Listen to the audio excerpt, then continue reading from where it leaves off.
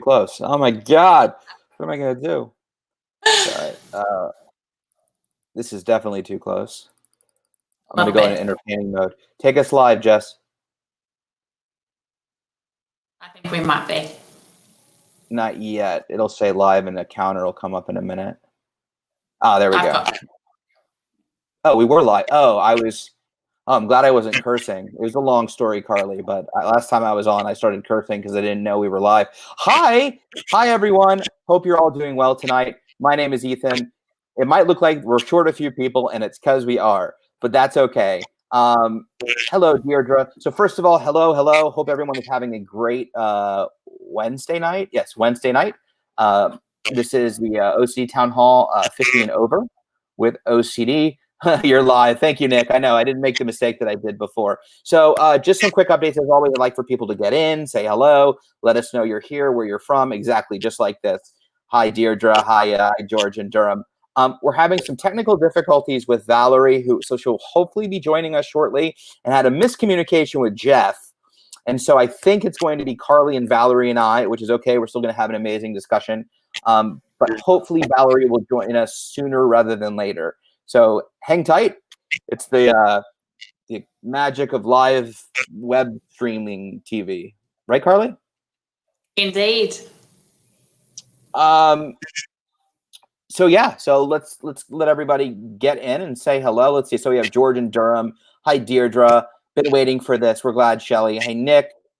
Gina. Hi, panel. Hello, Jason. I owe you a text back, don't I? I always forget. Hi, Barb. Hi, Nikki. Mary in California. Everybody's saying hi. Welcome, Dr. Carly Johnco, all the way from beautiful Australia. I'll introduce her formally in a minute, but as long as it's just the two of us. Hello, Carly. How are you? I'm good, thanks. Thanks for having me. Oh, my pleasure. Thank you for being here. So if you're all wondering, she is calling from the future. It is tomorrow, her time. And so if you have questions about how your day is going to be tomorrow, she's the person to ask. Hi, Lois from Long Island. How are you? James from Houston. Hello, Lisa from New Jersey. Suman from India. What time is it in India? It's nighttime, I think. I have some echoing happening. That's entirely possible. I've had a mic. Let me see if I can fix that. All kinds of fun tech stuff going on. Let's see here. Finally. Ah. Can you see and hear me? Yeah. Jesus, what? I'm getting a reputation now. You are, Valerie. Valerie has joined us. We are live. You have a reputation for making an entrance. I had to use my phone as opposed to my iPad. It was acting up. Okay. Well, I'm glad it worked out. So quickly, let me just change some settings so I can hear everybody. All right. We got a little bit of something is quacking. I hear the quacking too. Is it intolerable?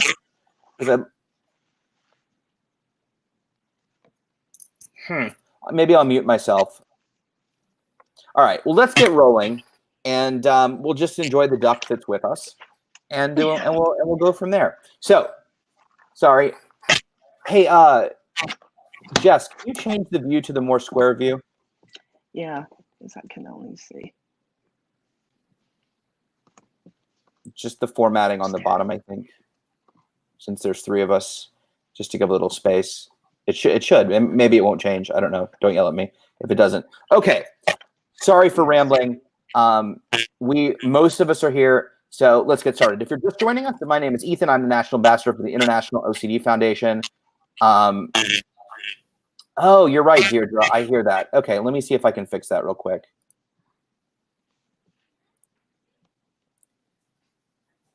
Deirdre, is that better? Could that be echo from my computer or Valerie's? No, I know what she's talking about. I think that should be better. Let me know if it's better. Although I hear it now in my headphones. Anyway, I apologize for the technical difficulties in getting the late start. Thank you for joining us tonight. My name is Ethan. I'm the National Ambassador for the International OCD Foundation, which means I have OCD, and I love to talk about all things OCD. So I do hear the quack now. It's worse in my headphones. I'm not sure who it is or what it is. I'm hearing it too. You hear it too? Mm-hmm. I don't know. Is that any better when I put headphones in? We can try and Jess, if you want to go around and mute some folks and maybe problem solve.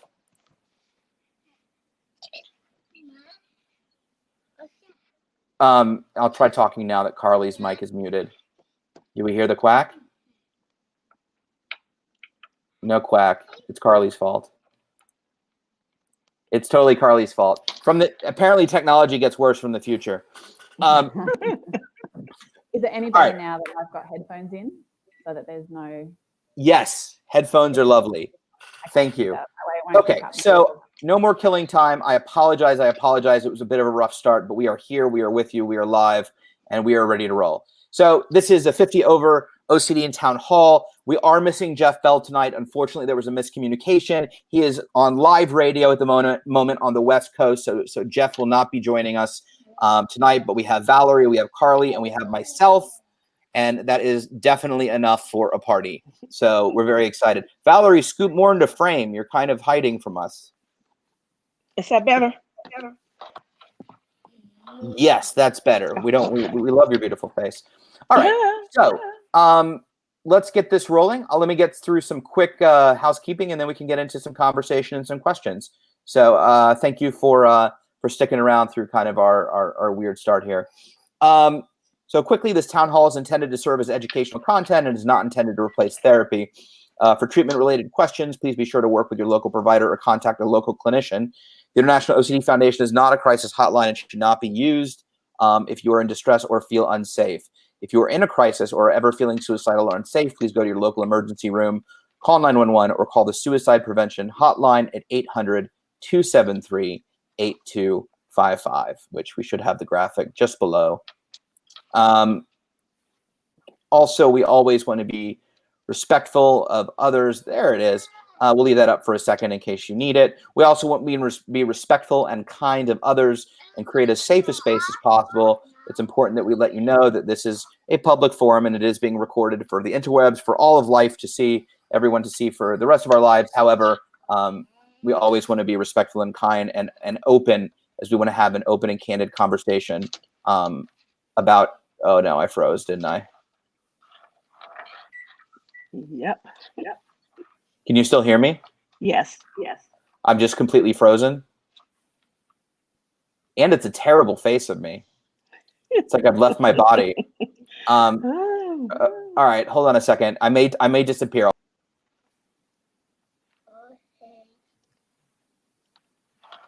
Just up, Valerie. Lovely to meet you. Okay, we're here. All good. Sorry about that. So we can drop the graphic and let's start rolling. So first of all, thank you for being here. This is a much needed topic. We're very excited to have it. We're very excited to have Dr. Jonko joining us all the way from Australia and Valerie joining us all the way from California. And so we will definitely open it up to questions. Again, my apologies on Jeff Bell. It was a miscommunication, and hopefully we'll do a volume 2 and be able to have him here. But in the meantime, we have lived experience, we have doctor and researcher, and we have my terrible jokes. And so between the three of us, we should be completely covered. So with that, let me introduce you to our panelists, and then we'll roll from there. So first of all, I would like to introduce Dr. Carly Jonko. She's a clinical psychologist and senior research fellow at the Department of Psychology at Macquarie University in Sydney, Australia. Did I say that right? Close, Macquarie. Macquarie. Okay, I could put a little accent on it. Fine. Her research is focused on understanding factors that affect the development and treatment of anxiety and related disorders across the lifespan, with a particular focus on youth and older adulthood. She has written over 60 journal articles and book chapters and has received more than $3.5 million in funding to support her research. Dr. Jonko was recently awarded an IOCDF grant to examine the nature of OCD in older adults and develop a treatment that is tailored to meet the needs of older clients. This project is looking to get the opinions of clinicians who work with late-life OCD, older adults who have experienced OCD, and their family members and close friends. So thank you so much for joining us, Dr. Jonko. Thank you very much for having me. It's a great Absolutely. topic for a webinar. What's that? It's a great topic for a webinar. It is a great topic, and it actually came up. I can't take credit for it. It came up from some of our lovely viewers. Hopefully they're watching. Many people have asked for this, and it's necessary, so we're very excited to have it. So thank you. Next, we have my awesome dear friend and incredible OCD advocate, Valerie Andrews. Valerie went to see her first therapist in 2009. 2 years later, in 2011, she was diagnosed with OCD and GAD, which is general anxiety disorder. In search of answers and peer support, she came across the IOCDF, attending her very first conference in 2017, and seeing the need for outreach within the faith communities of color. She made a commitment to God in both communities to continue to advocate and address the issues between the two, in hopes of bringing a sense of self-value to women and glory to God. She has been very active. She's been active ever since. Her latest attention has been getting her nonprofit status. Submitted her paperwork yesterday. Congratulations. That's awesome. You. For her Miss Mabel Sparrows, Inc., which focuses on women of color, women of faith, and women over 40 years of age suffering from OCD and mental anxieties, but welcomes women from any and everywhere to learn and acknowledge that they are unique and wonderfully made, and ultimately it's one service, not size, that counts. You're the best, Valerie. How are you doing tonight? I'm fine. And yourself? Thank you. I'm doing great. I can't wait to get into this a little bit.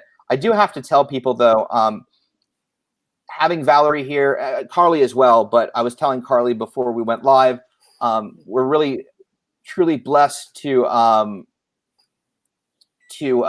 have Valerie here to be able to talk not only from a position of the age that we're talking about, and as well as color and person of color and stigmatization. I always laugh when she talks about her first conference because I pretty much tackled her at the conference. I was staring at a chair looking for diversity at the conference, and there she was, and she wasn't hard to spot, and I ran over and I was like, we have to talk right now.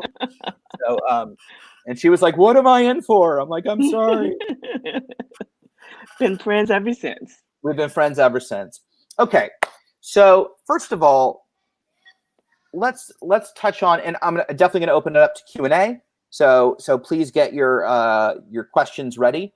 And thank you, Stacy. I appreciate you like my jokes. I'll continue telling them, but don't egg me on too much because then I'll get a little too into it. So first question is, what, Dr. or Carly? I'll call you Carly. We can be on a first name basis. Your mic is actually a little soft. Is there a way to increase the volume? Maybe I can speak a little bit louder. How is that? Okay. Yeah, that's better. Thank you. Right. Why is this such an underserved community? Why isn't this talked about so much? Because when somebody brought it up, it seemed so obvious in the comment. I'm like, oh my God, yeah, why aren't we talking about it? But I never thought of it. Why is it so? Yes, please. I guess there's a number of factors that would be related to that. The first would be it is a fairly low prevalence condition in older adults.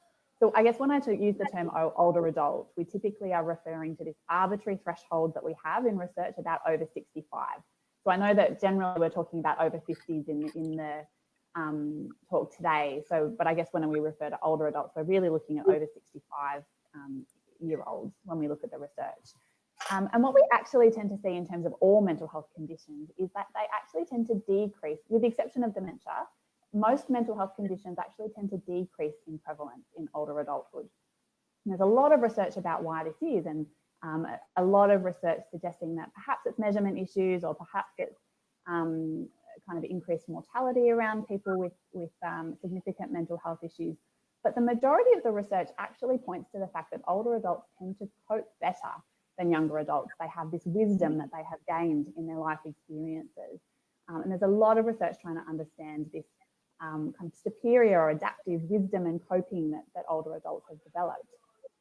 But when we think about the mental health conditions that older adults do experience, OCD is quite a low prevalence condition, and it kind of is around the 1%.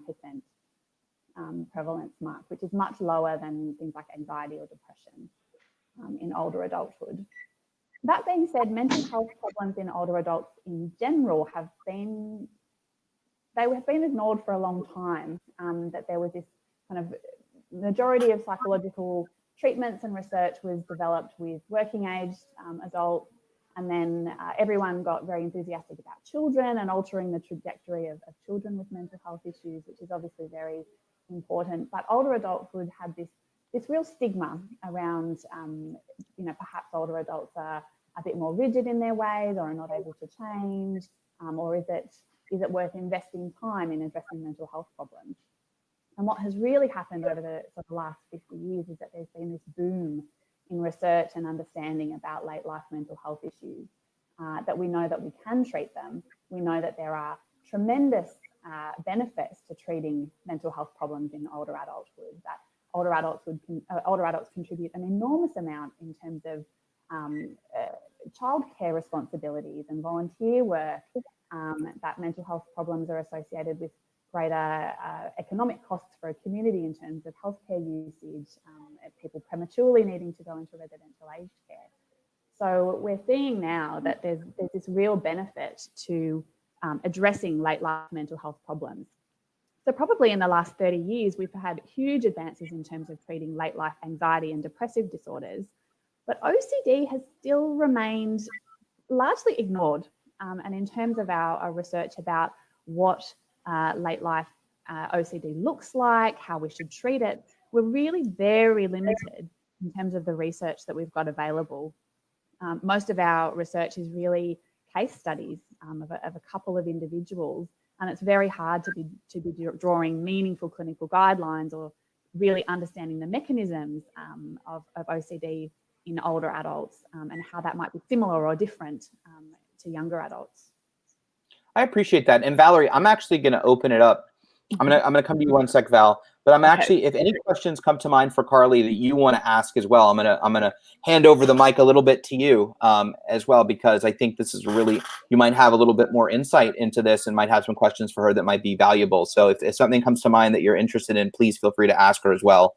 I just want to throw that out there. But I have a question for you, Carly, and my question is and I'm sure Valerie's probably interested in, number one, the prevalence that you're talking about in mental illness, that 1%, is that across the board? Is that OCD as well? Because I'm curious, is there a difference between onset and lack of treatment? So go ahead. Yeah, so the 1% prevalence is for OCD. It's for OCD in people over the age of 65. In terms of anxiety and depressive disorders, that's a bit higher. That's more around 10 to 15%. Do you think that number is accurate in terms of diagnosis? No, okay. Not at all. And it's one of the huge limitations we have in terms of epidemiological research. Some of the primary limitations of that research relate to the fact that we exclude, typically when we do these population-based surveys, we exclude people living in residential aged care. And we know that mental health problems are much higher in people in residential aged care. And there is some evidence that actually the prevalence of late life OCD is a little bit higher among people in residential aged care. So when we exclude those individuals from a survey, instantly we have concerns about the accuracy of that data. We also know that older adults are much more likely to have what we call sub-threshold symptoms. And what that means is that they are experiencing significant symptoms that impact on their life, but they might not be severe enough to meet this somewhat arbitrary diagnostic threshold that we have for OCD. So we may have we know certainly with anxiety and depression, we have a much greater proportion of older adults who experience symptoms, but not necessarily a diagnosis. And in terms of actually someone's lived experience of that, it really doesn't matter. If you've got symptoms that are bothering you and are interfering with your functioning, and that can be treated, we really shouldn't be worried so much about whether or not people are meeting diagnostic thresholds. So no, I don't think that those prevalence rates are accurate. And that also is bearing in mind, and I noticed Shelley's comment there as well around stigma. And stigma and accessing treatment in older adults is a huge issue.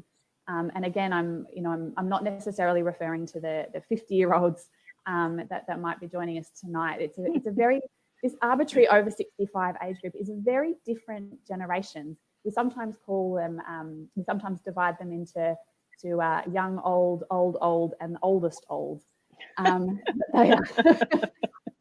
Because over 65, I work with a lot of centenarians. You know, a 100-year-old is very different to a 65-year-old, and their life experience and their social context has been very, very different.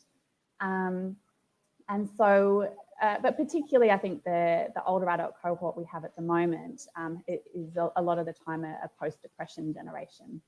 And they've been through a lot of significant hardship. We're now starting to get a baby boomer generation entering that age group. And they're very different. They've had a very different social context, and they have often a lot more awareness and a lot less stigma around identifying mental health problems or reaching out. But certainly this older generation that we have at the moment have had significant stigma around mental health problems and reaching out. This is the generation where mental health problems were often treated with ECT, or people were institutionalized, and people lost their jobs over these types of things. So the stigma is still very present even in younger adults and children, but this particular older generation has had significant stigma, and they often have quite poor levels of mental health literacy. So in terms of understanding that these symptoms are not, it's not just part of them and they're not permanent, that they can change, they can be treated, and this is a symptom of a mental health problem. So stigma has been a huge issue, and we know that in terms of treatment access, older adults are one of the lowest. They're very underrepresented in treatment services. So we know in Australia that less than a quarter of people with a mental health problem over the age of 65 receive treatment, and that is a pattern seen all around the world, and it's very much present in the US as well. That it is a very small proportion of older people who have a diagnosed mental health problem that actually receive the treatment that they need. And there can be a range of factors involved in that. So it can be stigma, people often have comorbid physical health problems, and when you're in with your primary care physician and they're going to check in on all your conditions, often mental health falls to the end of that list. And if the consultation time is up, sometimes that will get missed. We also know that healthcare providers, including psychologists, are often quite poor at recognising mental health problems in older adulthood, and themselves can hold some stigmatising beliefs that this is a normal part of ageing, and it is very much not the case.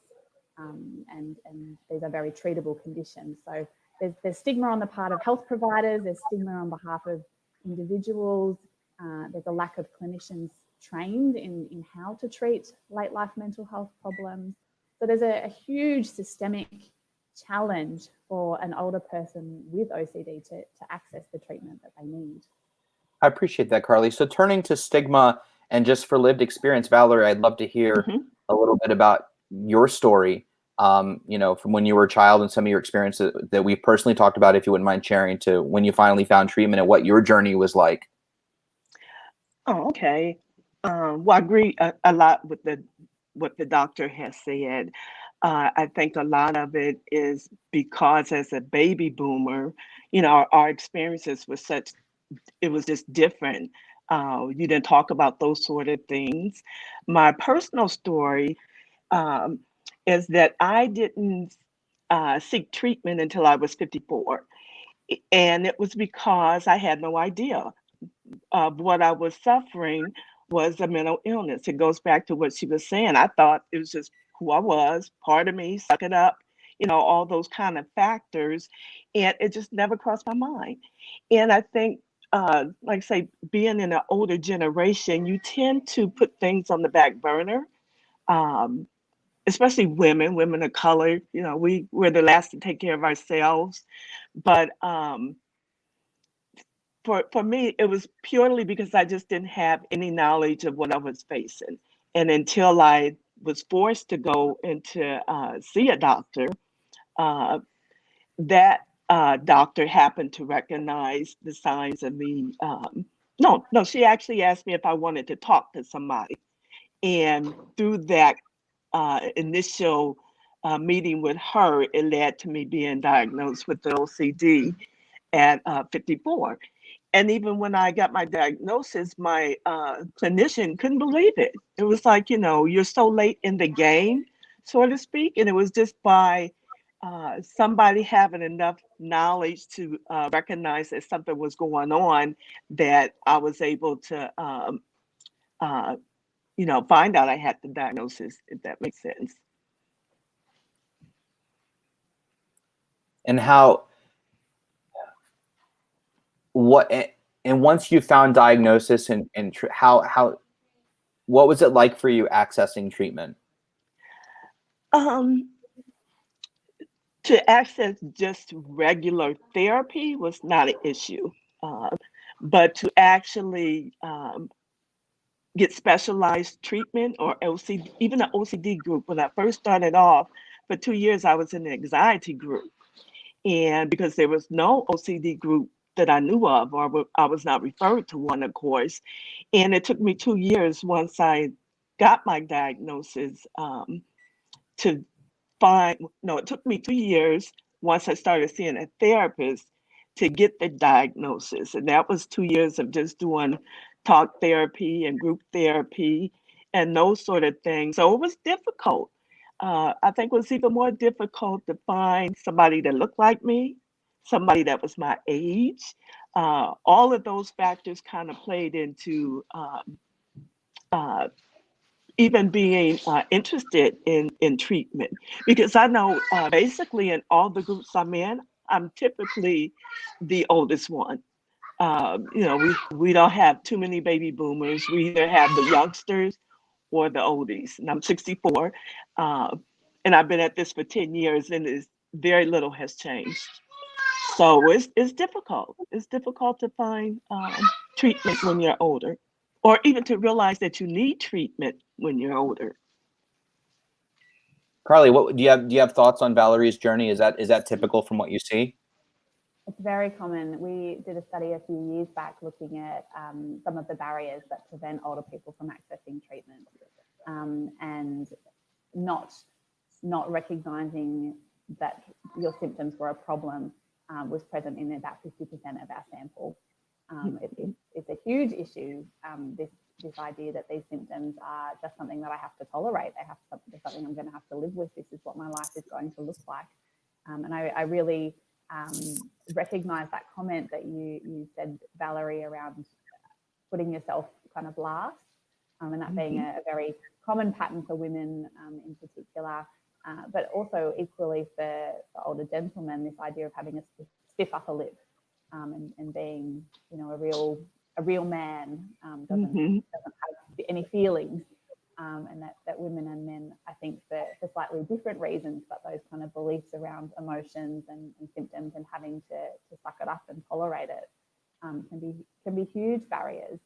And even once people are able to overcome those barriers, then those systemic barriers around accessing, not just accessing treatment, but accessing the right type of treatment. And for people who are feeling a bit ambivalent about venturing into the treatment-seeking world, bad experiences early in their treatment journey can be really off-putting, and that can prevent people from continuing along that journey. So we certainly have a way to go in terms of improving public mental health literacy, so that people are much more aware that this is a problem that can continue in older age. Your experience, Valerie, of it's much more common for older adults with OCD to have developed this at a much younger age and for it to have continued. There's a small proportion of people who will develop this for the first time in later life, but that's a much smaller proportion. So if you're thinking about people who are kind of entering their 60s or 70s to receive treatment, they've often had potentially 50 or 60 years worth of suffering behind them. That was, it's really problematic, and these are long ways of being in the world to change. So yeah, it's really, really important that we help people to understand what these symptoms are, and also try and work with much more streamlined pathways to receiving treatment that they need. For sure. Not everyone is determined as you, Valerie, to navigate the system and to find the right types of treatment that will be effective. Yeah, and I know my experience has been too, especially with the men. And like I said, I've been in my OCD group now 6, 7 years, and it's very hard for to keep men. They come 1 or 2 times, and they don't return. And as much as I try to encourage people, or you try to make them feel comfortable and all of those things, they just are not interested. And I don't know if they're intimidated by it, or like you said, that has to do with feeling less manly, as you said. But and even with the younger guys, it's been my experience that they're hard to maintain too. They will come, but none of them, with the exception of one person I can think of, have lasted over a week or two. Mm. And we were meeting twice a month. So, yeah, I don't know. Thank you, Val. And thank you, Carly. I know we got a little bit of a late start, so I want to start getting to some questions. I think there's some good ones here, and I know you guys want some answers. So, Shelley and sort of Nancy are touching on the same thing. I'm going to come back to Shelley's question for just a second that Carly read, which Shelley reads, can it also do with the fact we grew up in the 70s in which mental health was such a stigma, and now so many my age feel like why change or get help when we have been like this for so long?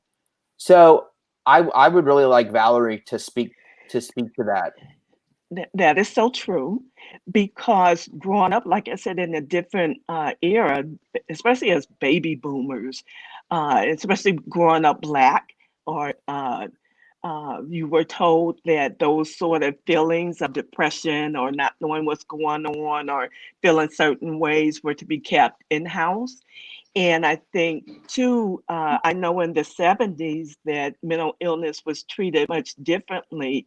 There were state hospitals that I recall, there was so much stigma around it, that of course you weren't gonna uh, tell anyone, and you just kind of dealt with it, because it also, there was a stigma of not being strong enough or faithful enough, and all those other stigmas that, mental illness was just not something that we dealt with, especially in the 70s. So going back to her question, I think it's true. I know for myself personally, I just learned to live with it.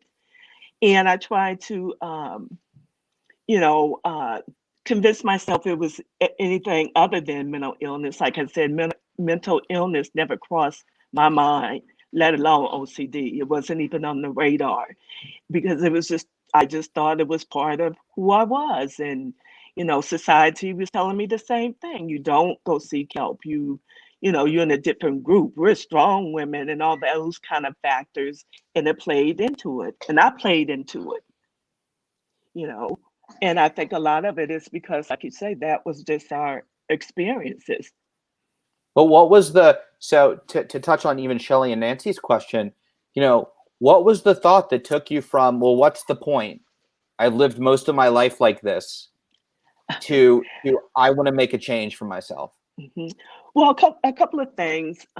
One, it got so bad that I knew I was not well, and I knew that I didn't know what was going on. But because I had health anxiety, OCD, which I didn't know at the time, it prevented me from going to the doctor. It was actually my husband who literally drugged me to the doctor with something that's going on. And that was the start. But for me, it always goes back to having good therapy. It was my therapist who actually asked me where I wanted to be in 20 years. And I remember thinking, I can't spend my next 20 years like the previous. And the only way to change that was to get help. So that kind of answered the point of why try, because I wanted to enjoy life. And I was being left behind, with my friends and family, because of the OCD and because of the mental anxieties. And it just came to a point where it was like, you know, 20 years, I know And for me to literally think about 20 years, what I had missed in the previous 20 years was the catalyst. I love that. And I'm going to turn to Carly a second, but this is important because I think I know from my own experience, and I've talked about it. I didn't get the right help till I was 31. I was so angry and bitter for many years about the time that I had lost. And then I went to the conference and met a man in his 70s that was just finding help for the first time. And I felt so grateful that I had found help and got the right help in my 30s. So I get it, but I would love Carly to weigh in because I think perspective here is really, really important. And I think it is for a couple of reasons, in that if we're living sort of a mindful life, if we're trying to live in the moment and be grateful for the things that we have and the things that we can't control, which are ahead of us, then we would argue that even small amounts of good life, even if they're not that, are worth it to experience. Almost like better to have loved and lost than better to have not have loved at all. It's like, well, if I only have 1 hour left on this earth, I want it to be the most beautiful hour I've ever experienced. So for those of this, it looks like in our 60s, Carly, who have you talked with that are, you said 90s and hundreds, that want to get, what is their mentality? Why do they want to get better at that age? What is their impetus behind that? What are they saying to you? That ambivalence is so common. And hold your mic. We heard you better when your mic. Yeah. Thank you. The ambivalence that Valerie was discussing is so common. And so usually in our first treatment session, we put that right on the table and we discussed these ageist beliefs that older people often hold about themselves around, am I too old to change? Am I too old to learn new things? My PhD was actually looking at whether older people were able to learn therapeutic skills and retain those skills. And I tried to publish a paper and it was called "You Can Teach an Old Dog New Tricks." And a reviewer told me it was highly offensive and I couldn't use that term anymore. But I know that I have several colleagues who cite it in that way in their training packages with clinical psychology trainees. That we talk about that ambivalence and that kind of concern that I've been like this for so long. I don't know who I would be if I was different, or I don't know if I can change, or I don't know if I've got the energy to try. And a lot of the times we kind of settle on let's give it a go and see how it plays out. And obviously if it doesn't work out for you, but what we do know from research is that older adults there's actually some really fantastic research, and it hasn't been done in OCD. So the grant that IOCDF has given me recently, I think will be a really great stepping stone in this journey. But what we see in anxiety literature is actually that older adults do at least as well as younger adults. But there's also some research saying that sometimes they do better. There's data out of the UK. They have a national mental health system, and now they collect data on everyone who comes through their system. And the data from the IAPT scheme shows that older adults actually tend to do better. They drop out of treatment less, they complete the treatment, and their outcomes are often much better. And so we have this, from a research basis, is actually really helpful sometimes to share with people that we know older adults can overcome these challenges, that they can change their life, and they often make really good clients. As a therapist, they're often really reliable. They come to sessions early. Younger clients come half an hour late and they get stuck in traffic. The older adults are in the waiting room. Yep, they're there 15 minutes early. They're reliable. They complete their exposure homework. They work hard. They are often really good clients when you can get them to stick in there. So oftentimes in that first session, we have those very open discussions about stigma and these ageist beliefs or these hesitations that people have about engaging in therapy, and provide some of that information. That we know therapy works. We know older adults can change, and particularly when you're talking about someone in their 50s or 60s, they could have another 40 years ahead of them. We hope. That's a long, yeah. I mean, we have this huge aging population. We even with the current probably inaccurate estimates about late life OCD. By 2050, there's probably going to be between 54 and 234 million people over the age of 65 who experience OCD. So the couple of case study research we have around treatment for that is not sufficient to handle that sort of influx of people, and we want those people to be able to receive evidence-based, good quality treatment. We don't want people to have to be kind of fishing to find the right types of treatment that will work for them. But in terms of kind of handling some of those concerns around stigma, I think it's a very helpful thing for clinicians and clients to raise at that first session, is those doubts and those hesitations, because it gives you a chance to communicate with your therapist and see if there are going to be ways around that and ways to work together with that in mind. That's great, Carly. I'm reading through the questions. Thank you very much. I appreciate that. There's so many great questions.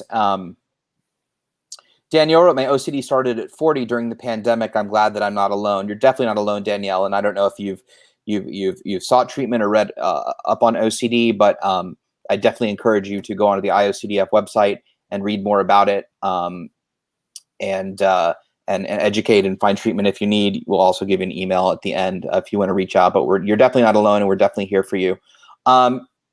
So I may skip around the questions, but I'm not ignoring. I will absolutely get back to them. Nancy, who's a frequent friend of our town halls, is just talking about the fact that she just feels the demands on her as she gets older are harder and become overwhelming, and avoidance and feeling beaten down and feeling less hopeful and less energetic and more overwhelmed as she gets older. She was diagnosed in her 20s. But she also has the feeling that the professional community is not excited about treating older people, maybe because we have less of life left. I read that and go, that's ridiculous. But Valerie's nodding. Did you? Yes. Yeah, I kind of agree. It's like we're the forgotten group. You know, you have the teenagers, you have the kids, and you have the adults and the young adults. But we're like the forgotten section, I think, because once again, like I said, our numbers are already low because we're not seeking the help. And so I think people can become very intimidated being the oldest one in class, if you're lucky, to even find a class. But it goes back to realizing what did I want it to be or do in 20 years, because it does go fast and society will kind of throw you away. So the only way to kind of pick myself up was to acknowledge that, most of my life is behind me. And so how do I want to live the rest of my life became very important. And that's why, age is so important to me, and having this kind of format, because I think of all the time I wasted, and I do believe I had OCD almost straight from the womb, when I go back and look at everything, but I just had no idea what it was. And because of that, we tend to ignore it, or we tend to say, live with it, or I think we get intimidated. Like I said, I can't imagine being this transparent and this open at 64, at 39 or even 35, because society looks at you differently. But we're kind of like the forgotten part of the whole scenario, and so we get used to it. And I just want to comment real quickly that you guys are leaving amazing comments and supporting each other, and I love this. So please be sure to read the comments if you guys are on. This is fantastic. I may not get to all the questions. We'll always try, but you guys are supporting each other. Carly, is there implicit bias by professionals in treating older adults? For some, but certainly not all. Okay. I specialize in treating older people, and I have a lot of colleagues I work with me. The students that I train all develop a passion for working with older adults. One of the things we know in terms of health professionals is that they often don't receive experience in working with older people, but experience working with older people is one of the biggest predictors of people who want to go on to specialize or continue to work with older people. So it's possible that you may be one of the first older clients that a clinician has worked with, and they might be a bit apprehensive, or they might need to do some upskilling in terms of some of the additional things they need to be mindful of. But that's certainly not to say that they're not enthusiastic or they can't work with you. But if you find a clinician like that, they also potentially are not the right one for you. There are many clinicians in the States that thrive and seeking older clients. And for all the reasons I said before, older clients are often really wonderful to work with, and they have a very rich life experience. They often bring skills to therapy and wisdom from a life lived. So it's certainly not the experience of all clinicians that they won't want to work with older people. But certainly in terms of increasing training opportunities and experience for people to develop an enthusiasm for working in this area is very relevant. So I'll ask you a follow-up. Kathy asks, is there a different treatment for older adults? And I mean, you're the doctor, I would argue that it's ERP regardless, but is there a different approach? Is there a different way to implement treatment for older adults, or a more effective way? Before I go into that, that maybe reminds me of one other point. Another barrier that commonly is reported by older people in terms of accessing treatment is that people are very concerned about being put on medications. And often older people with health issues will already be on a host of medications. And older adults don't want to be on extra medications if they don't need to, and they're often, they are actually more likely to be prescribed medications by their primary healthcare practitioner. But they don't need to be. Medications obviously bring a range of additional potential side effects or risks of polypharmacy and interactions with other medications. We have some very promising evidence that ERP is effective with older adults.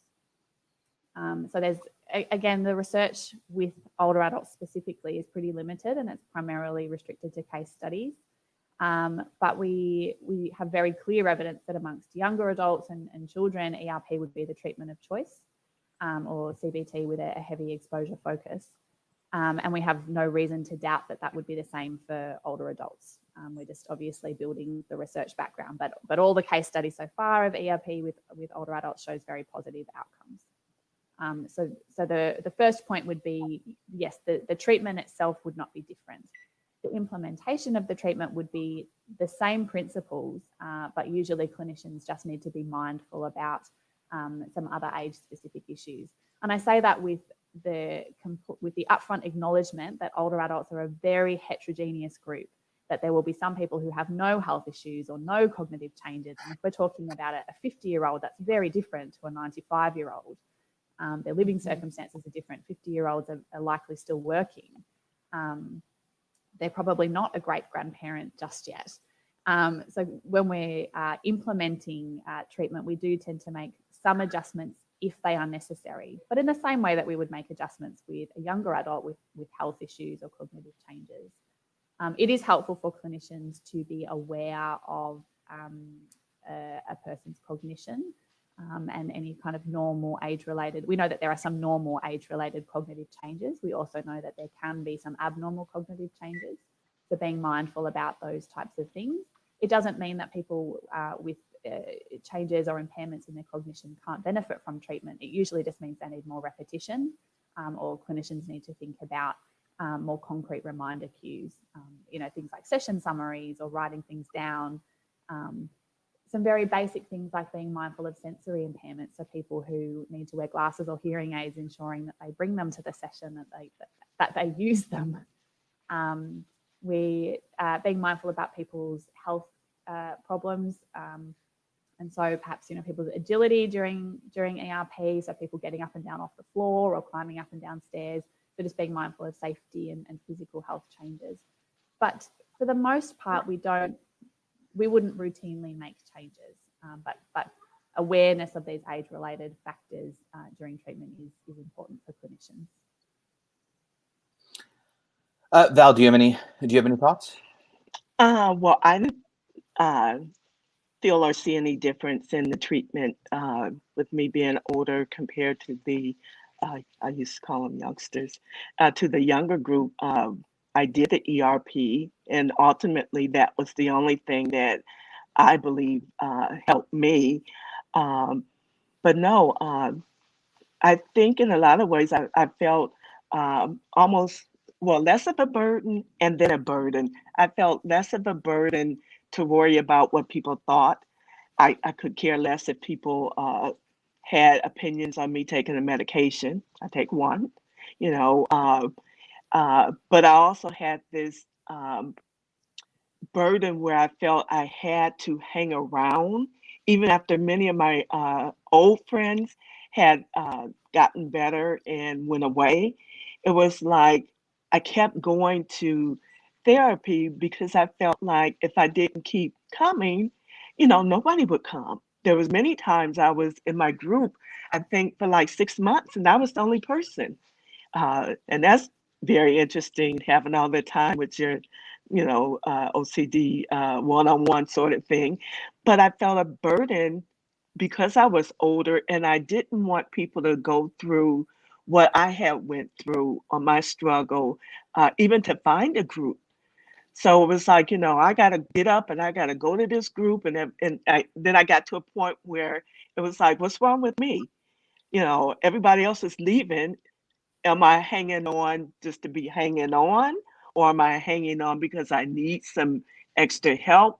All of those things started to play into the scenario, what I was feeling. And but bottom line, it goes back to what you were saying. Now I want to ramble. It goes back to having to have the right treatment in order to stop the boy. In order to, I lost my thought with that kid. I lost my thought. Go to the next, Ethan. See, the age is showing. No, it's not. He attacked you. I saw it. Yeah.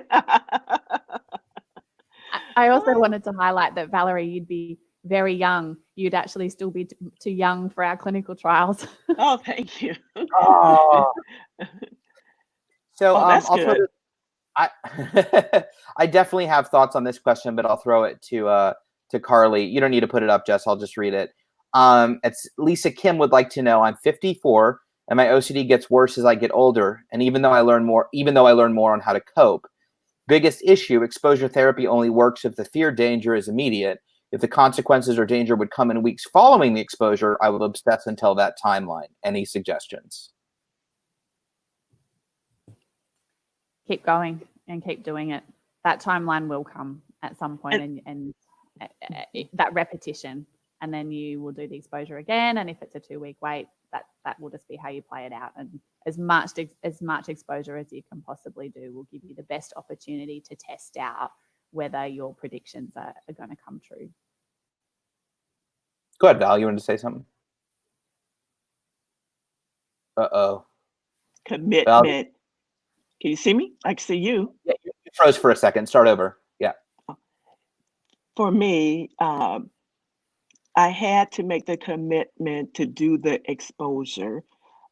It was hard, but you have to be committed to it. I went 51 days in a row, sitting in different hospital settings. I sat in waiting rooms and radiology and pre-op surgery to expose myself to my fears, because I have the health anxiety. But it was worth it. And it goes back to what you say, it will click. You can't, for me, I knew it was not going to be an overnight fix because I've been on this road for a long time. But I also knew too, through therapy and listening to other people's stories and what my therapist had told me, that you have to commit to it. And I remember on day around 26 or 27 day of going every day straight for 51 days, regardless of the weather, regardless how I felt.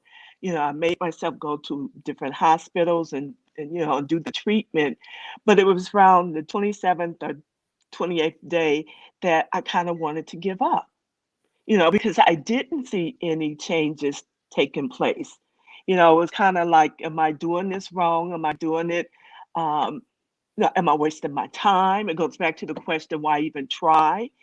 But I have made the commitment to myself, because going back to what I said, what the therapist has said, I knew in 20 years I didn't want to be in the same space, that I had to do something. And then it just clicked. I can't tell you what day, what happened, but that change happened where life got a whole lot easier. I went from being a 10 all the time to being a 3, or going from having a trigger moment or anxiety-filled day every day going for weeks. Now I can go for months and I'll have little hiccups, but nothing compared to what I, had done before. And I know it has to do with you have to be willing to commit yourself and do the work. It's hard. It's probably the hardest thing I've ever done in my life. But I got to the point where I had to say, Valerie, is worth it. You're worth it. Why continue to live that way? I would also examining. Oh, sorry, I didn't mean to interrupt you, Val. Oh, no, I'm done. Oh, okay. I would also, Lisa, in examining your question a little bit further, I would perhaps reassess the situation as well. Because if you're saying exposure therapy only works if the fear danger is immediate, I'm wondering if that means you get relief when the danger doesn't happen, which is essentially, reassurance. And therefore, if you worry about the consequences of danger in the weeks to follow, and then you're experiencing high levels of anxiety because you don't have that certainty, then you should adjust the ERP and the exposure to that's the ERP. What if something happens in 2 weeks from now and I won't have control of it? And maybe it will, and maybe it won't. I don't know, but I'm going to be okay not being okay and live with this discomfort and the unknown that maybe it will, and still go about my life and do my values and what's important to me anyway. And so I would, and if you're working with a therapist, I might address that with her and bring that up. And I don't know if Carly has any thoughts, but I would maybe reframe what the ERP is and what you're looking at, because if you're still looking for a reassurance moment, I relate to this because I used to be afraid of chicken and eggs, and I was convinced if I ate it, I was going to get food poisoning. And before I had therapy, I eat it, and then I knew that like food poisoning most likely happened within 72 hours because I Googled everything. And so I would watch the clock for 72 hours. When 72 hours hit, I was great. I had no problems whatsoever. Life went about, But when I started doing ERP, they made me eat chicken and eggs every day. And so the clock constantly reset. I never got certainty around food poisoning or not. And I would have said the same thing. All I do is obsess because this keeps happening and I don't know whether it's going to happen or not. So it's a different symptom, but I very much relate to what you're talking about. So I would perhaps reframe the situation.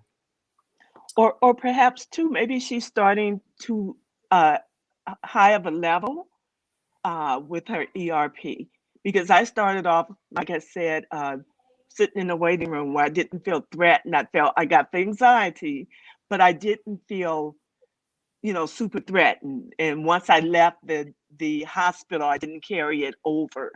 But as I got along, and started going to a higher level, those things did happen where you don't want to do it because you know what the consequences. You're going to pay the price. You're going to, think about it for, weeks after you're finished and all those kind of things. But it will get better. But I had all of those kind of issues. And there was a time where I went, to me, I couldn't even say the word cancer because I had the fear that I would get it, even saying it. And so during my ERP, I tried to go to a cancer center, and I walked in and they let me go in. I was in the waiting room, but it became too much. And I knew I had gone too far for me personally, that I was trying to go from a step 4 to a 10. And I wasn't able to do that personally. And so I went back to a 4, and went back up to a 5-step, going from sitting in radiology to, like I said, going to sitting in with people who were waiting for surgery, those sort of things. So maybe she's just starting at too high of a level. And I actually started off before I went to the hospital watching movies about people getting ill as a precursor to going. Yeah, it's a great point. Mm-hmm. Start lower on your hierarchy if you have a hierarchy, and do things that are more manageable, and obviously let your therapist or clinical provider sort of dictate the moves. This is everybody's sharing, and so thank you for advocating. Everybody's sharing really wonderful details about their lives, and really the stories are all unfortunately similar, and that's why we advocate. One of the questions, Carly, that keeps coming up, and it's a great question, I'll read Shelley's, but a lot of people are addressing it in many ways. Is it harder to recover after struggling for so long? I see so many young people doing well in ERP, yet I struggle so severely. I'd love to get your thoughts, because we always talk about, the older you are, the longer you've been reinforcing the behaviors, the harder it is to get better. So what is your experience with that?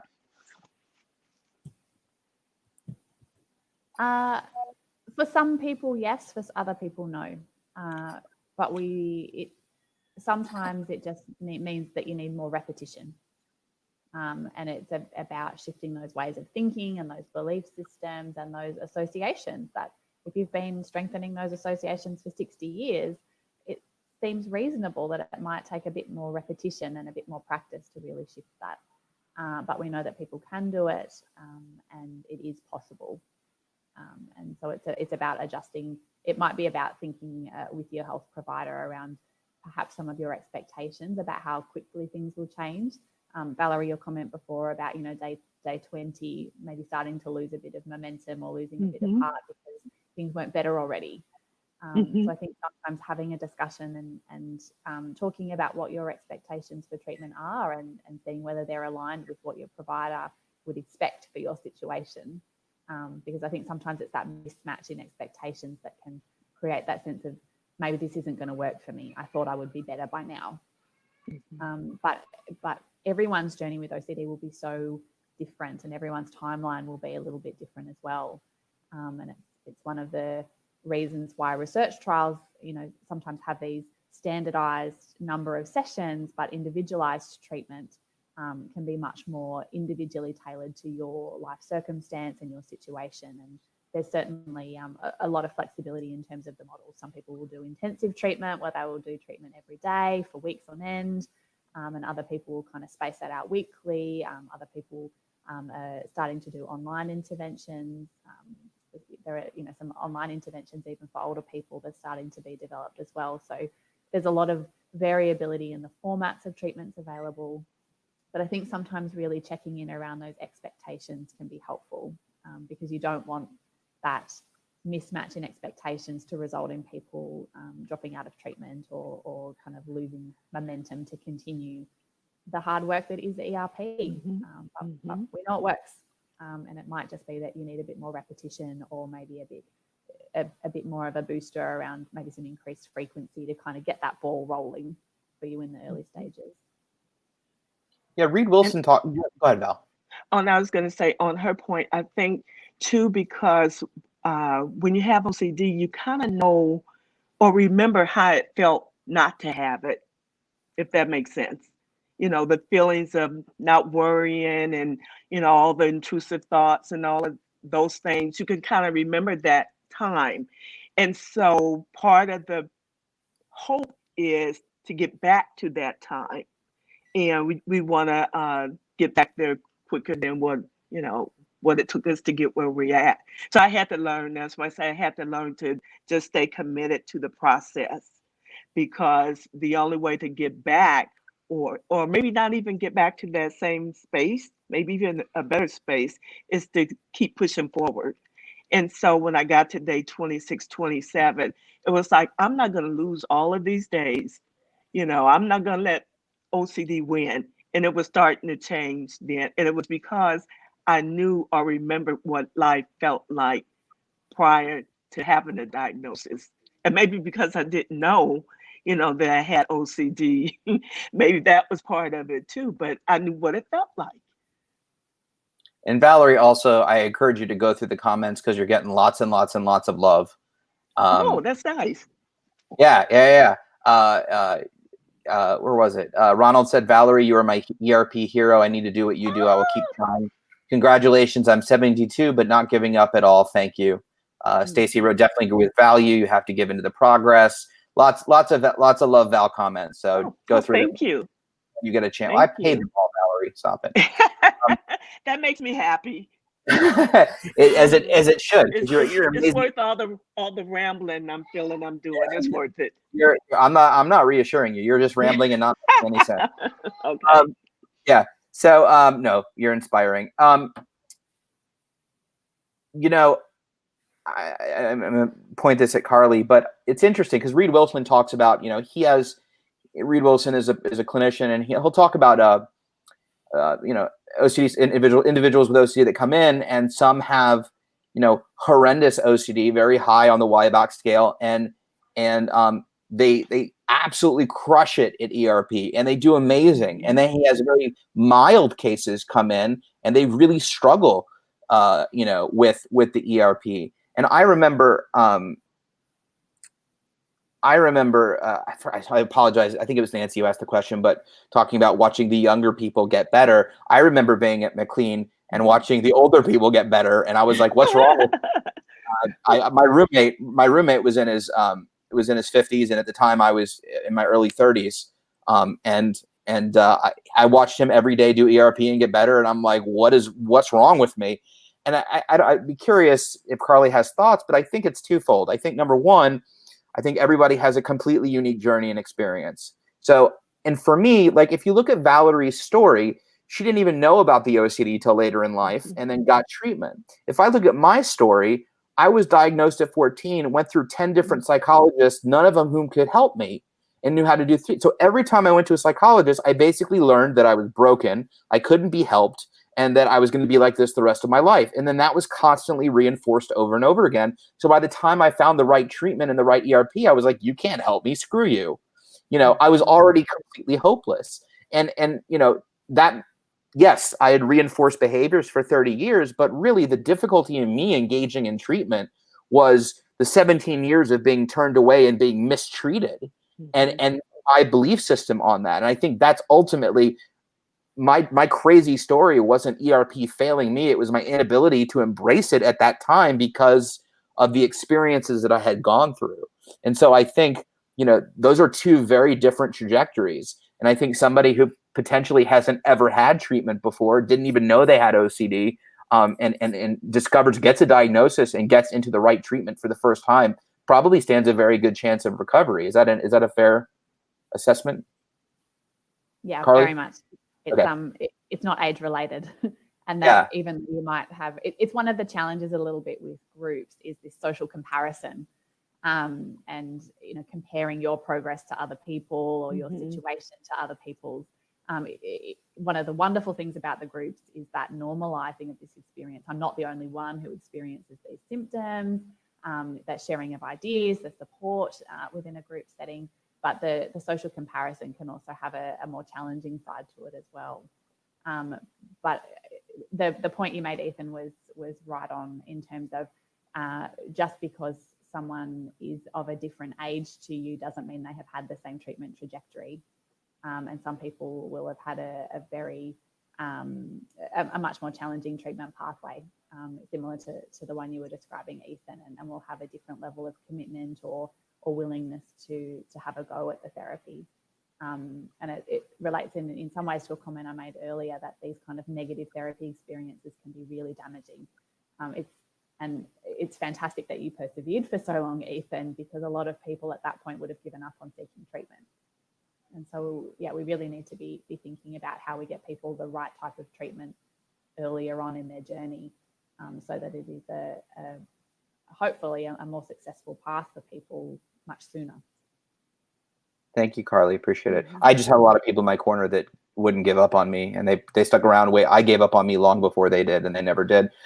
Couple things. A couple people are asking about, they're talking about insurance, access to insurance, especially in the States, which is nil to none with OCD treatment, as well as cost and accessibility. I will say, for those of you that have asked questions about accessibility and saying there's nothing in my area, we're at a really unique time right now where the entire field is virtual. And so, especially, I can't speak for outside of the States, but if you're in the States and there's no one in your area, look in your state. And you can go to the IOCDF resource directory, because you only need a practitioner who's licensed in your state. So if normally you can't drive the 4 or 5 hours to a larger city where they have therapy, all the therapists are currently online and doing virtual for the foreseeable future. And so I would urge all of you to maybe look at therapists that you hadn't considered before because they weren't close. It's never too soon to start therapy. The research and data is just coming out. But for those of you that are concerned about starting teletherapy or virtual therapy, It is just as effective, if not more effective, than in person. A lot of the clinicians are saying that's not true for everyone, but think of it as you get at home therapy, in your home, and so you're actually in your environment, and so it's never too soon. So for anybody that is currently seeking treatment but don't have access in where you live, I would definitely check out virtual options in your state, and you can hit up the IOCDF resource directory for that. Nancy has a specific question to you, Valerie. She said, did you actually have support during that 51 days, or were you on your own? Well, basically, I did all the exposure by myself, if that's what she's asked. And I did have a very strong support team, especially with my children. And I had the support of my therapist. She knew what I was doing, but it was an individual walk. So the support I got was basically just mental, support. Yeah. Go ahead, Carly. Can I maybe add something to that? I think that's a really great question, and there is next to no data on that. So the grant that we've just gotten from IOCDF, that's something that we're actually trying to look at is how people who support older individuals with OCD can be engaged and involved in people's treatment progress. What do clients want? How do clinicians feel about involving that? And how do different types of supporters feel about getting involved in the treatment process? So we're really eager to understand the experiences of adult children or spouses or close friends, and kind of trying to understand the best way that we can integrate them into treatment. When we look at treatment for children with OCD, involving parents is standard and required, and particularly we look at some of the behaviours that parents might engage in around accommodation. So participating in people's rituals or providing excessive reassurance, or kind of getting the items needed for rituals. But we really don't know whether the same type of accommodation behaviours occur in older people.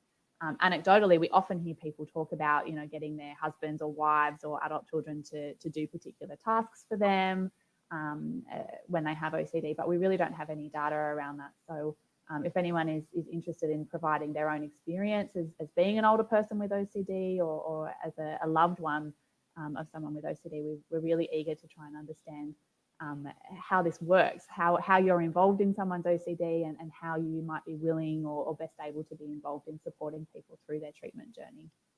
It's so fascinating. I was gonna say, and to be honest, I don't think I might have asked for help. It's just my personality. I'm a loner more anyhow, so I don't want people to think that you go into exposure therapy and nobody's supporting you. Just the opposite. It was a personal choice. Yeah, I think it can be so variable, and so I think it's really important for us to understand there will be a lot of people who don't want supporters involved in their treatment, and that's absolutely appropriate. And there are also potentially times where supporters are really important in terms of maintaining OCD behaviours. If you've got a spouse who's over-functioning for someone, or who is kind of interfering with the treatment processes, it's also really important to be involving them. So yeah, we're interested in understanding that whole spectrum of people's experiences and the best way to sensitively kind of address that issue, involve people where they want to be involved and where it would be beneficial to the treatment process, but also thinking about there will be a lot of cases where it's not appropriate or necessary or helpful to involve other people. That's so interesting, because as you get older, sort of the role reversals, that the kids become the parents and so forth. My parents were completely, I would have not gotten well without them. I was an adult child living at home, non-functioning. So, if my parents are living with me, they're not, I'm just saying, but if they were living with me and I was caretaking and was not knowledgeable about OCD, and I was in turn enabling and reassuring, then yeah, that makes a lot of sense. That's really interesting. Yeah. Sorry, I'm just the wannabe scientist in me is fascinated by all of this. I'm in no way excited about anyone. We have, again, some amazing comments. People are sharing, people are agreeing, people are asking for support groups, all things that we should definitely consider. Although according to Carly, we have to have 55 to 75 and then 76 to 107 I'll get the lingo. I don't want to offend anybody. But Anne wrote, fantastic session. I'm 55 and relate to so much of this. I'm finally doing ERP, and Valerie, you have given me a lot of motivation to keep going. Thank you. Selwyn is actually in Australia. I don't remember exactly where Selwyn is. He wrote, I stopped going for treatment when I saw the doc look up the meaning of OCD in a book. So I know Selwyn hasn't had the best experiences with OCD treatment from when we've talked previously on the chat. So I'm sorry about that, Selwyn. Shelly wrote, I want to thank you all so much. Ethan, thank you for the discussion. Dr. John Coe, thank you for the great info. And Valerie, thank you for giving me hope. There's some insurance questions here, but I don't know if we'll know the answer. Treatment, check out the OCD. How come Medi-Cal does not cover IOP? Well, Medi-Cal is specific to California, but I guess Medicare or Medicaid doesn't cover intensive outpatient. Well, it depends, because I know actually, if you're, I don't know if where you are, I know at UCLA they do take insurance at the UCLA intensive outpatient OCD. Hospitals are more prone to take insurance. I know McLean takes insurance, but the majority do not.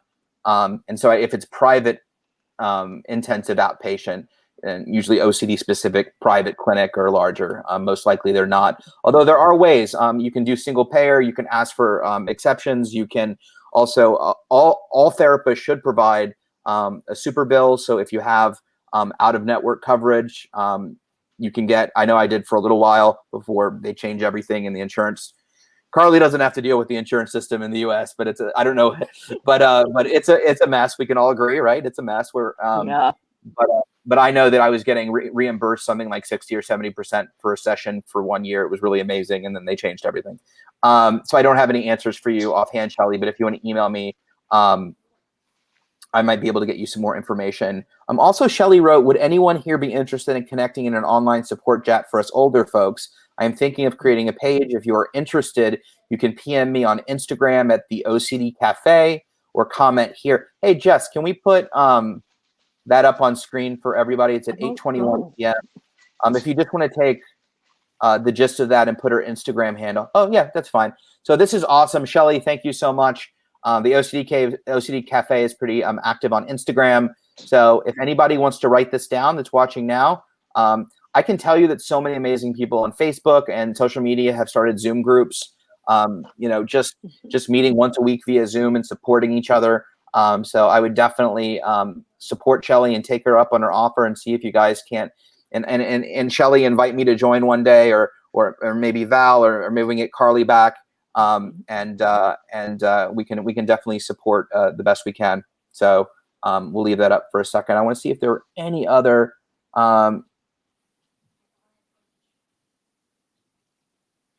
Selwyn, I'm not sure I understand. Do you think guys with folk with OCD, I'm not sure what the FOLKD, look at each other differently than with other levels of types of OCD? Just asking, don't mean to interrupt. Selwyn, would you mind rephrasing your question? We do have a little bit of time. I'm not quite sure what you mean. So if you wouldn't mind rephrasing, we can get to it. Valerie, Shelly's asking if there's a way to connect with you. You don't have to give out your email, but if you'd like to, we can. If not, you can. You can. Okay. We'll go ahead and what's your email? It's JUS4FRED@AOL.com. So just for Fred.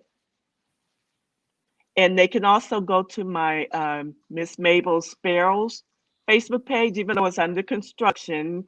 But there's a lot of information that's like 2 years worth of stuff on there. But yeah, please, feel free to contact me.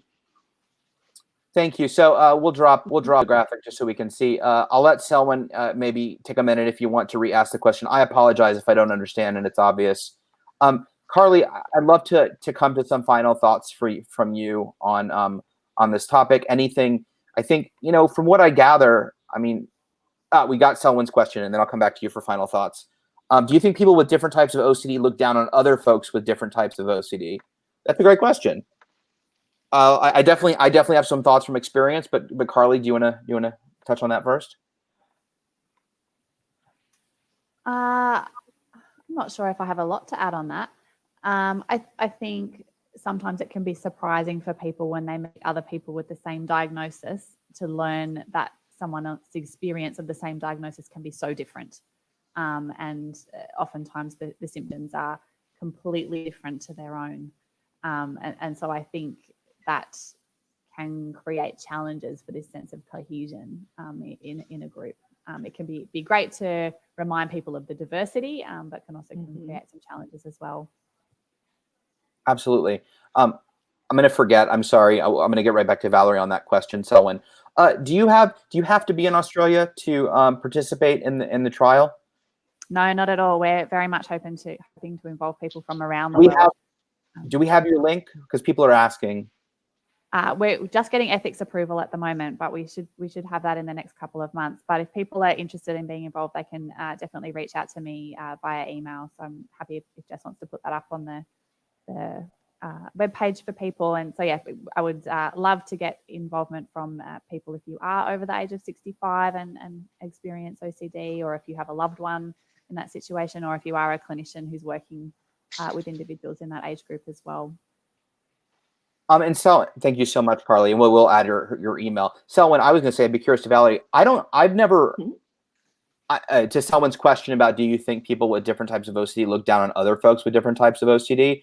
My experience, Selwyn, is, the people who judge OCD don't have it. My experience with people with OCD is everybody wishes they had everyone else's OCD. Yes, that's what I was going to say. It always seems that much better. Like, what? You only worry about this? I'm afraid I'm going to this, because everybody else's OCD seems that much better.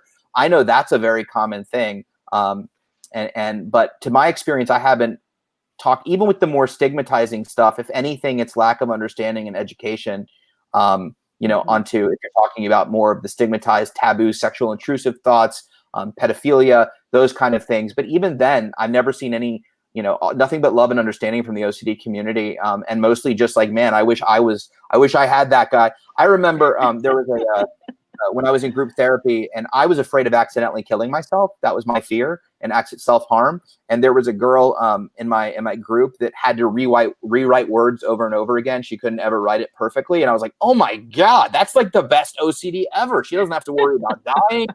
I didn't know, but then you talk to her and she's literally just as miserable as I am. And I mean, but at the time I was like, I want her OCD. Her OCD is much better than my OCD. I don't know, Val, I have the same experience. It's funny because I always thought, having the health anxiety was the worst, because one, how are you treated? And people don't see the health anxiety. You can physically see people, washing their hands or cleaning. And I always wanted to be the cleaner until I got educated and realized how horrible it really is. And that there's such a realm of different types of OCD that I didn't realize, because the only two that I was familiar with was washing my hands or being neat, and I would love to be neat, but that's not in me. But yes, all the time I've gotten better, because like you say, we know their suffering is just as difficult as ours. It's so individualized. But yes, I did that for many years. For sure. So we will post. So Carly, I'd love to get some last thoughts. The bottom line that I'm reading is there's a lot of frustration, a lot of anger, as there should be, from this community and this cohort, about everything from, all the time that I've missed to what's the point to can I even get better with the amount of time that I've spent struggling? What are your thoughts rounding up on all that? What do we need to do? I'm really encouraged, actually, to see so many people engaged and outraged around this issue. I think I've worked in the treatment of late life anxiety disorders and depressive disorders for the last 10 or so years, and have done a lot of work with OCD in children. And it became very apparent to me that OCD in older people was entirely neglected, and I was shocked, I think, actually, to see how neglected it was. And it's maybe similar to the anxiety and depression field 20 or 30 years ago. So I'm really encouraged to hear the outrage, and I hope that we can harness that and bring it together to improve the status. I think probably one of the biggest take homes I would hope that people can take away from them is that even though you should be outraged that it is a neglected area, that there is treatment available and things can change for you. And age is not a prohibitive factor in that. No. I've worked with people in their 90s. I've worked with people, centenarians in their hundreds. Age doesn't mean that you are too far gone or you can't change or you can't benefit from treatment. And it is around finding the right types of support and working out how to overcome some of those barriers to you accessing that sort of treatment. But I really would encourage people to persevere on that journey, that there is a lot of hope, and we hope things would improve for you. The rest of your lifetime doesn't have to look like this. Mm-hmm. I love that, Carly. You're right. Anger and frustration breeds change, so this is very hopeful. Valerie, last thoughts? Yeah, I'm very excited to hear so many people, like you say, get angry and are interested in doing something. And we can all advocate. It's so simple. We can add the narrative in our inner circles when we're talking to our friends, make mental illness more, I won't say make mental illness more commonplace. Change that narrative, and we do that simply by, like say, doing groups like this, asking questions. I got more information by reading other people's memoirs on OCD that helped me a great deal to understand the other side of it, besides the clinical side, the human side. That helped a lot. But yeah, just bring it up in your topics. I love that. So we're about out of time. I know we're a little over 8:30, but I'm always watching the 90-minute live clock.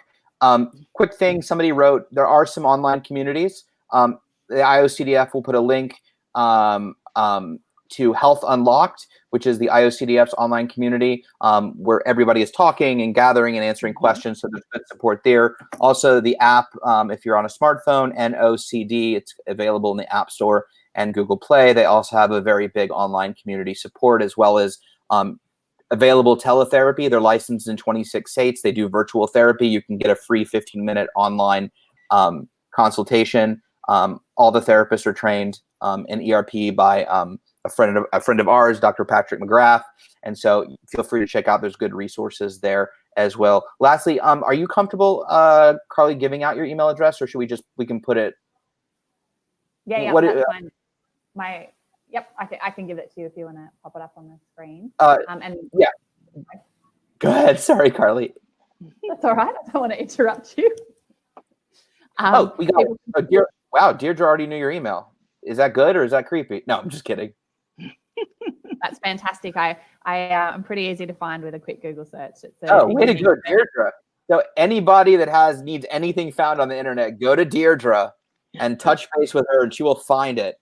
One correction to that. It's at mq.edu.au. Okay, so Carly Johnco at mq.edu.au. Okay, awesome. Deirdre, you're still getting mad credit for that, so for sure. All right, we need to wrap up. Just some quick wrap-up stuff, but as always, I want to thank our guest, Dr. Jarly Conco. It's been a long day. Dr. Carly Johnco, Valerie Andrews. Thank you, Carly, for joining us in the morning. Valerie, thank you for joining us. And apologies on, we're going to do a volume 2. I'm going to push for it. It's very important. We'll get Jeff Bell back on the show. But thank you for dealing with our little technical difficulties up front. We're really grateful that you're here. So just quickly, yes, I thank my guests. I want to thank the IOCDF, of course, and Jess behind the scenes for doing all her magic. Also, hope you enjoyed the conference. If you guys went, I know I met a lot of you on the conference. It was a really cool experience for the first ever virtual conference. For those of you that don't know, we had 3,300 attendees from 48 countries. So that was pretty phenomenal. Wow. Yeah, it was an incredible turnout, and we're going to be continuing doing lots of virtual things like we are right now. So stay tuned for sure. If you haven't already, you want to be notified of all programming the IOCDF is having over the next month, definitely be sure to subscribe and follow on Facebook, Instagram, YouTube, Twitter. Finally, we'll put, oh gosh, we lost Valerie. Finally, she's back. Okay. Finally, we'll put, if you have any emails, any questions, don't hesitate to email the IOCDF at info@iocdf.org.